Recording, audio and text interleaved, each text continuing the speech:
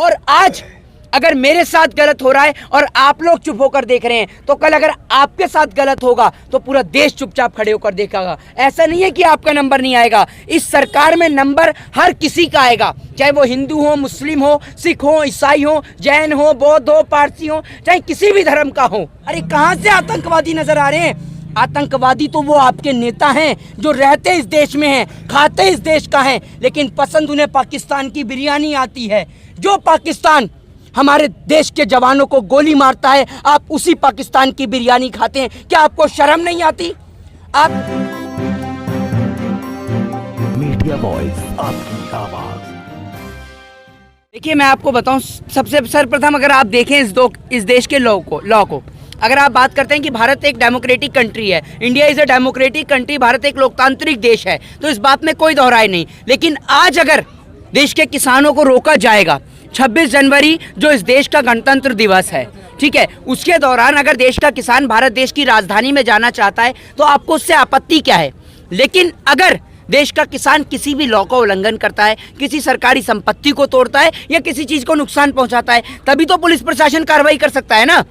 अगर शांतिपूर्ण तरीके से किसान जा रहा है तो आप उसके ऊपर क्या कार्रवाई करेंगे, ये मुझे आप बताइए। लगातार कार्रवाई करने की बात कर रहे हैं, एनआईए भी भेज दिया है, एनआईए की टीम भी लगातार लगी हुई है। यार आप एक बात मुझे बताइए, एनआईए उनके घर पर क्यों नहीं जाती? उन तमाम भारतीय जनता पार्टी के नेताओं के घर पर जो आपने देखा लाखों करोड़ों रुपया कमाते हैं, 8-8 हजार करोड़ के अपने विमान खरीदते हैं, उनके घर एनआईए क्यों नहीं जाती? एनआईए उन तमाम पत्रकारों के घरों पे क्यों नहीं जाती जो 40 से 50 हजार रुपया मंथली कमाने वाला पत्रकार एक देखते ही देखते एक चैनल का मालिक बन जाता है? एनआईए उनके घर में जांच नहीं करती।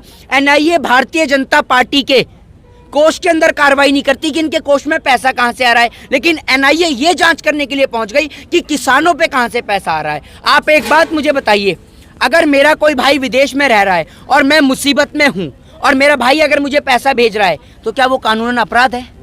बताइए ना आप मुझे, कौन सा लॉ, कौन सी आईपीसी, कौन सा आर्टिकल और कौन सा सेक्शन इसको अपराध बताता है? बताइए आप मुझे। अच्छा मोहित जी, जो यूपी पुलिस है, किसान जो यहाँ पे आ रहे हैं किसान आंदोलन पे, उनके मुचलके भरे जा रहे हैं 50-50 लाख रुपए के, क्या किसानों को दबाने की कोशिश की जा रही है? निश्चित तौर पर देश के किसानों को दबाने का प्रयास किया जा रहा है। हमारे देश के अंदर जो आज़ादी है, राइट टू स्पीच की आज़ादी, राइट टू फ्रीडम की आज़ादी, जैसा कहा जाता है कि भारत एक लोकतांत्रिक देश है, लेकिन आज ये आज़ादी, बोलने की आज़ादी और अभिव्यक्ति की आज़ादी जो लोगों से छीनी जा रही है ना, वो पूरा देश सरेआम देख रहा है। अगर आज कोई भी देश में सरकार के खिलाफ, ऐसा नहीं कि वो हिंदू के खिलाफ, मुस्लिम के खिलाफ, सिख के खिलाफ, ईसाई के खिलाफ, किसी के भी खिलाफ आवाज उठाए, लेकिन अगर उसने सरकार के खिलाफ आवाज उठाई तो वो उसकी जगह बाहर नहीं, जेल के अंदर है। सरकार उसके ऊपर तमाम तरीके के एक्ट लगवाकर उसको जेल के अंदर बंद कर देती है, और इसके बहुत बड़े बड़े उदाहरण आपने देश के अंदर देखे हैं। एक बात मुझे बताइए, अगर इनकी पार्टी को कोई ज्वाइन कर लेता है तो वो देशभक्त कहलाया जाता है, और जो इनकी पार्टी को ज्वाइन नहीं करता वो देशद्रोही कहलाया जाता है। देश के तमाम लोगों से निवेदन है कि ना आप नेता बनिए, आप सिर्फ देशभक्त बनिए और अपनी भारत माँ से प्रेम करिए। और आज अगर मेरे साथ गलत हो रहा है और आप लोग चुप होकर देख रहे हैं, तो कल अगर आपके साथ गलत होगा तो पूरा देश चुपचाप खड़े होकर देखेगा। ऐसा नहीं है कि आपका नंबर नहीं आएगा, इस सरकार में नंबर हर किसी का आएगा, चाहे वो हिंदू हो, मुस्लिम हो, सिख हो, ईसाई हो, जैन हो, बौद्ध हो, पारसी हो, चाहे किसी भी धर्म का हो, नंबर सबका आना है। लेकिन जब तक आप और हम एकजुट नहीं होंगे, क्योंकि भारत देश को अगर जाना जाता है तो वो हिंदू, मुस्लिम, सिख, ईसाई की एकता के नाम से। हम इस देश के 4 मिसाल हैं, 4, आप ये समझ लीजिए 4 पैरलर हैं, हम 4 पिलर हैं, और अगर एक भी पिलर गिरेगा तो पूरा देश गिर जाएगा, और आपको और हमें इस पिलर को गिरने से बचाना है। ये खूबसूरती सिवाय हमारे देश के अलावा पूरे विश्व में कहीं और देखने को नहीं मिलती, जहां आपको दिवाली और रमज़ान दोनों की साथ रौनक देखने को मिलती है। अगर आप एक बात बताइए, अगर ये टोपी ना लगाएं, मैं तिलक ना लगाऊं, भाई पग ना पहने, तो क्या कोई भी देश का बड़े से बड़ा वैज्ञानिक बता सकता है कि हम में से कौन हिंदू है, कौन मुस्लिम है, कौन सिख है और कौन ईसाई है? भारत देश को जाना जाता है अतिथि देवो भव के नाम से, वसुदेव कुटुंबकम के नाम से। भारत देश के अलावा विदेशों के अंदर भारत देश की संस्कृति को पूजा जाता है, यहाँ की वेशभूषा को पूजा जाता है, यहाँ के रहन सहन को पूजा जाता है, यहाँ के खान पान को पूजा जाता है। अगर यहाँ पर बहन बेटियों को चूड़ियां पहनाई जाती हैं ना, तो वो चूड़ियां बनाने वाले फिरोजाबाद के अंदर टोटल मुस्लिम्स होते हैं। आप और हम जिस रामायण की बात करते हैं, उस रामायण के अंदर 1000 से ज़्यादा शब्द उर्दू के होते हैं, लेकिन आप और हम श्रद्धा रखते हैं, भाव रखते हैं, और हम उस रामायण को भी पढ़ते हैं। हम किसान एकता जिंदाबाद, किसान एकता जिंदाबाद, किसान एकता जिंदाबाद, किसान यूनियन जिंदाबाद, किसान यूनियन जिंदाबाद। ट्रैक्टर रैली को लेकर प्रशासन ने ये चिंता जताई है कि अगर ट्रैक्टर रैली होगी तो इसके बीच में कोई भी अप्रिय घटना होने का अंदेशा है, तो इसीलिए मेरी किसानों से विनती है कि ट्रैक्टर रैली को दिल्ली के बाहर करें।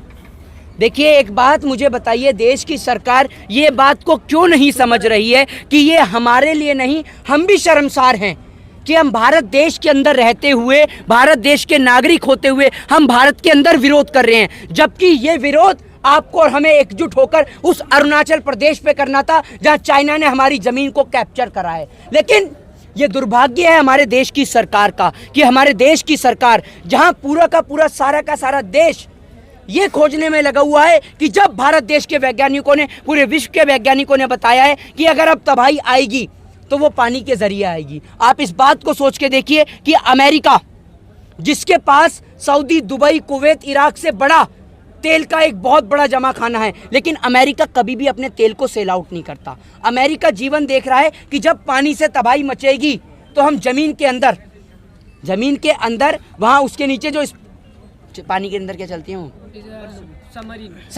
समरीन के अंदर हम अपना जीवन बिताएंगे, वो सोचने में लगी है। लेकिन हमारे देश की सरकार सोच रही है हिंदू खतरे में है, मुस्लिम खतरे में है, मंदिर खतरे में है, मस्जिद खतरे में है। असल में खतरे में कोई नहीं है। अरे प्रधानमंत्री नरेंद्र मोदी जी, आप एक बार कहकर तो देखिए कि हमें चाइना पे अटैक करना है, हमें पाकिस्तान पे अटैक करना है। इस देश का हिंदू, मुस्लिम, सिख, ईसाई, पूरा देश आपके साथ कंधे से कंधा मिलाकर चलेगा। लेकिन किसान एकता जिंदाबाद, किसान एकता जिंदाबाद। लेकिन आप तो इस देश के अंदर लोगों को आपस में लड़ाने के लिए लगे हुए हैं। अरे आप सोच के देखिए, जब ये किसान आंदोलन समाप्त होगा तो वो जो 100 से ज़्यादा परिवार, जिन्होंने माओ ने अपने बेटों को खो दिया, अपने बच्चों को खो दिया, अपने पिता को खो दिया, अपने पति को खो दिया, उनका घर और परिवार कैसे चलेगा? कभी आपने सोच के देखा है? अरे आज जो चैट लीक हो रही है पुलवामा की, अरे क्या अगर इस देश की सरहद की हिफाजत नेता नहीं कर रहे तो सरहद पे देश के जवान शहीद होते रहेंगे? मतलब किसान का बेटा, मजदूर का बेटा अगर सरहद पे खड़ा है, शहीद हो रहा है, तो आपको कोई मतलब नहीं। लेकिन अगर एक नेता का कुत्ता भी मर जाता है तो पूरे के पूरे नेता उसको ट्वीट करने में लग जाते हैं। लेकिन किसान मर गया, किसी के मुंह से एक आवाज नहीं निकली। क्या वो इस देश का नागरिक नहीं है? अरे वो देश का किसान है जो बंजर भूमि से भी अनाज पैदा कर पूरे देश का पेट भरता है। लेकिन आज देश का दुर्भाग्य है कि वो देश का किसान सड़क पे बैठा हुआ है और सरकार उसको देखने तो दूर की बात, उसको खालिस्तानी, पाकिस्तानी, आतंकवादी और टेररिस्ट बताने में लगी हुई है। अरे कहाँ से आपको टेररिस्ट नजर आता है? आपको नजर आ रहा है कि यहाँ से कोई टेररिस्ट इतने दिन से बैठा हुआ है, देश के अंदर कोई घटना नहीं घटित हुई, किसी सरकारी संपत्ति को नहीं तोड़ा गया, और ये आपको आतंकवादी नजर आ रहे हैं? अरे कहाँ से आतंकवादी नजर आ रहे हैं? आतंकवादी तो वो आपके नेता हैं जो रहते इस देश में हैं, खाते इस देश का हैं, लेकिन पसंद उन्हें पाकिस्तान की बिरयानी आती है। जो पाकिस्तान हमारे देश के जवानों को गोली मारता है, आप उसी पाकिस्तान की बिरयानी खाते हैं। क्या आपको शर्म नहीं आती? आप एक बात बताइए, एक आम आदमी अगर पाकिस्तान का नाम भी ले दे तो आप उसे देशद्रोही घोषित कर देते हैं। और दूसरी ओर अजीत डोभाल के बेटे शौर्य डोभाल का बिजनेस जब पाकिस्तान के अंदर चलता है तो वो देश हित में कहलाया जाता है। तो क्या ये दोहरा चरित्र नहीं है प्रधानमंत्री जी? आप उनके खिलाफ कार्रवाई क्यों नहीं करते? और आपको एक बात बता दूं कि ये वो भारत देश का मुल्क है जिसने अंग्रेजों को इस देश से खदेड़ा था। और आप जैसे लोगों की तो औकात क्या है? जो भी भारत देश के अंदर रहकर भारत देश के टुकड़े करने का प्रयास करेगा या भारत को बांटने का प्रयास करेगा, क्योंकि जब हमारे घर की छत से पानी टपकता है तो हम उसका भी इलाज करते हैं। तो हमारे लिए ये पूरा भारत हमारा घर है, और अगर इस घर के अंदर कोई भी नफरत फैलाएगा तो उसको बख्शा नहीं जाएगा, छोड़ा नहीं जाएगा। जय हिंद, जय भारत। किसान एकता जिंदाबाद, किसान एकता जिंदाबाद, किसान यूनियन जिंदाबाद।